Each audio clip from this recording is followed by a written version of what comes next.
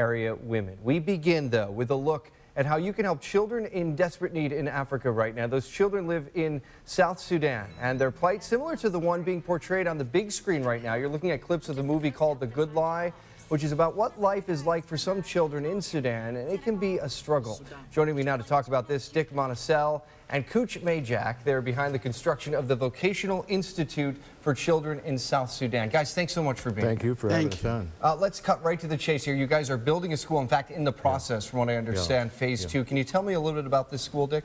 Well, the school is basically, can I tell you a little bit about the background? Absolutely. It's the most devastated area of the world, in South Sudan.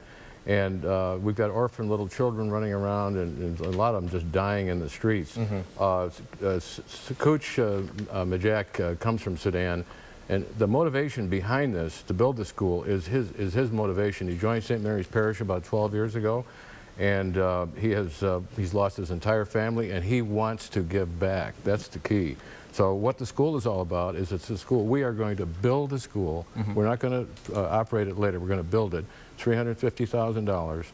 We'll be training 350 children when we close it up. And the school is going to have many kinds of workshops, but it's going to be vocational, 1 year in and out. It's not a regular grade school type of thing. Okay, and they'll be able to use those skills later on. We have some video of the project underway. KUC, if you can, how challenging has it been to build a school in that area? As we mentioned, you are in the process of raising funds. I believe you've raised about $74,000 at this point. Yes, I did. Yeah, you know, there were a lot of challenges, but those challenges, we are working on them.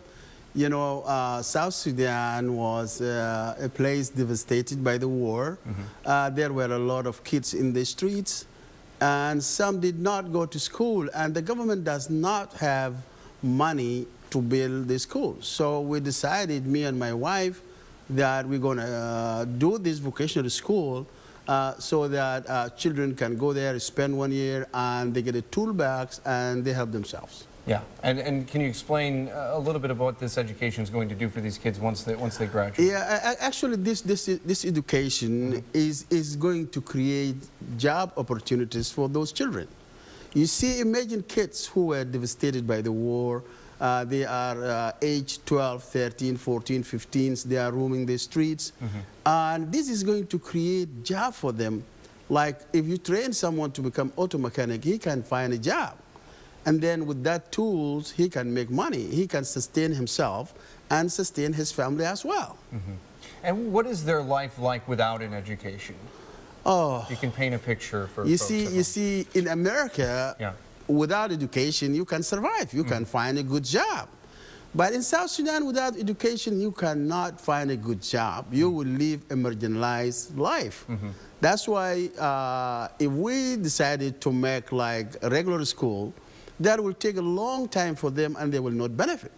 That's why we decided to make it like a vocational training, so that a child can go get training in auto mechanic, carpentry, masonry, assistant nursing, and then sewing. And this really can upgrade their life, and they can find job. If they don't find job, they can create their own jobs and sustain their life. Wow. Now the school, from what I understand, you're building the foundation. Are you involved in the curriculum at all?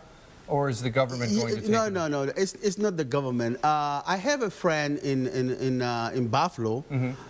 They have a vocational institute in Uganda. And they connected me with that institute. That institute has been there for 30 years. And they are willing to help us with the curriculum and all this. Okay. Yeah. Now, again, you're asking for funds to finish this construction. Again, about $74,000 in. You're in phase 2. How much more do you need to go? We need about another $30,000 to get at phase 2. That means that we can start to train a small classroom. And right now, we just broke ground in March. And so the building is going up now, and with that $30,000 more, we can open the doors. And then beyond that, we can, we'll just keep charging along. The other thing is that he knows the Minister of Education. It's a risky area, but he knows directly with the Minister of Education what's going to happen and how that's going to happen after we build the building. And he's got direct control. There's no middlemen. So it's a good operation in that sense. A lot of honest people. All right, great to hear. Yeah. And we look forward to hearing about your progress. But right now, we want to tell folks at home, you know, you can donate to this worthy cause right now by visiting the website www.VOCICSS.org. That's a lot we're throwing at you right now, so we've made it easy for you. We're going to post this information on our website, WHEC.com. All you have to do is click on web links. Gentlemen, thank you very much for joining us this morning. Thank you very much. Best of luck to you. Still to come, helping those with disabilities find careers and a life of independence. We'll take a look at a very unique and cool program going on right here in the Rochester area. Stick around.